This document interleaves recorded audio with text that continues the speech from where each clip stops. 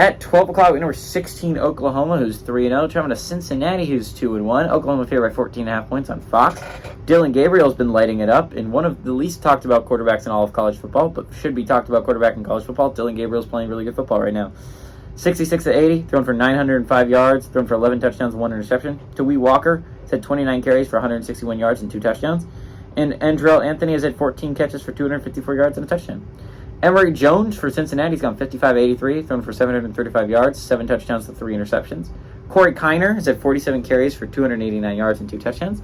And Xavier Henderson has had 20 catches for 299 yards and a touchdown. Oklahoma is 2-0 against Cincinnati all time, 2008 and 2010. They did play one possession game. That game was in Cincinnati. Every time they've played in Cincinnati, it's been close. That's been one time, but it was close. I think this game is going to go a long way into determining what I think of Oklahoma. Obviously, Cincinnati lost a heartbreaker last week in multiple overtimes, I think, to Miami, Ohio. It's a team they normally beat. Miami, Ohio has kind of been dominated by Cincinnati in recent years. It was in Cincinnati. Cincinnati had a chance to win it at the end, and they missed a field goal.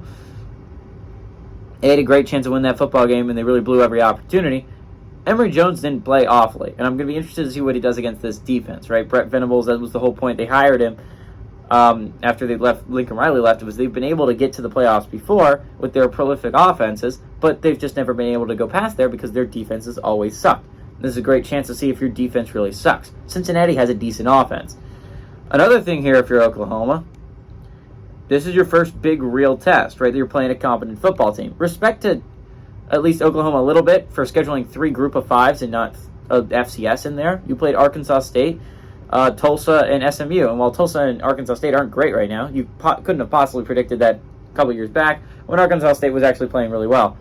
SMU is the only competent football team they've played so far, though. And SMU held it tight, right? Like, that was not a blowout game that a lot of people thought it was going to be. SMU played close with Oklahoma for the majority of that game. That was a low-scoring football game, which is part of the reason I think Oklahoma's defense might be significantly improved. SMU doesn't have a bad offense, and Oklahoma's defense was able to kind of shut them down a whole bunch.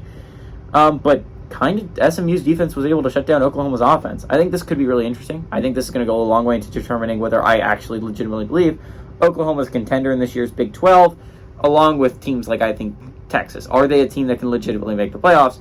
We'll see. Last year in the Big 12, can Oklahoma go out with a bang? I think they win this one on the road, but I kind of like Cincinnati to cover at home.